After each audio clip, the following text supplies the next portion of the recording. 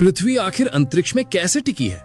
क्योंकि अगर आप पृथ्वी से थोड़ा दूर जाकर देखेंगे तो आप देख पाएंगे हमारी ये नीली सी बॉल किसी चीज पर टिकी नहीं है। इसके नीचे कुछ नहीं है, सिर्फ खाली अंतरिक्ष। अब देखो, ये रही पृथ्वी की असली तस्वीर, जिसमें साफ दिखाई देता है कि इसके नीचे कुछ भी नहीं है। तो सवाल उठता है, ये पृथ्वी आखिर टिकी कैसी हुई है? अब सोचो, ये कैसे मुमकिन है?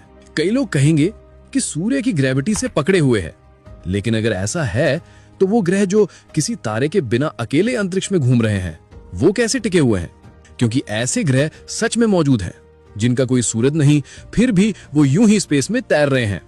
वैज्ञानिकों ने कई ऐसे ग्रह खोजे हैं जो अपने तारे से आजाद होकर अकेले ही अंतरिक्ष में तैर रहे हैं, यानी बिना किसी सूरज के, बिना किसी ऑर्बिट के, फिर भी मौजूद हैं। तो इसका मतलब है कि गुरुत्वाकर्षण अकेला जिम्मेदार नहीं है जो हमें ब्रह्मांड में टिकाए हुए है। तो फिर ऐसा क्या है जो हर चीज को इस विशाल ब्रह्मांड में नीचे गिरने से रोक रहा है? वैज्ञानिक कहते हैं, अंतरिक्ष वैसा नहीं है जैसा हम देखते हैं। वो खाली नहीं है, बल्कि ये पूरा ब्रह्मांड एक फैब्रिक यानी एक कपड़े की तरफ फैला हुआ है, जैसे हम स्पेस टाइम कहते हैं। आप इसे यूं समझो, अगर उस कपड़े पर आप कोई बॉल रखो तो वो हल्का सा झुक जाएगा। अब दूसरी चीजें उस झुकाव के कारण उस बॉल की ओर खींचने लगेंगी। यही है ग्रेविटी का असली चेहरा।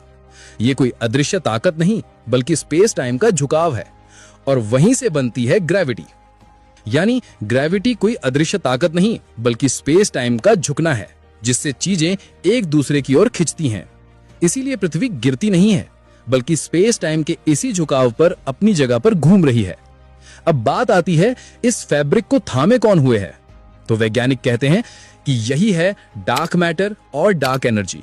मतलब हमारे ब्रह्मांड का लगभग 95% हिस्सा इन्हीं दो चीजों से बना है, पर इन्हें आज तक कोई देख नहीं पाया।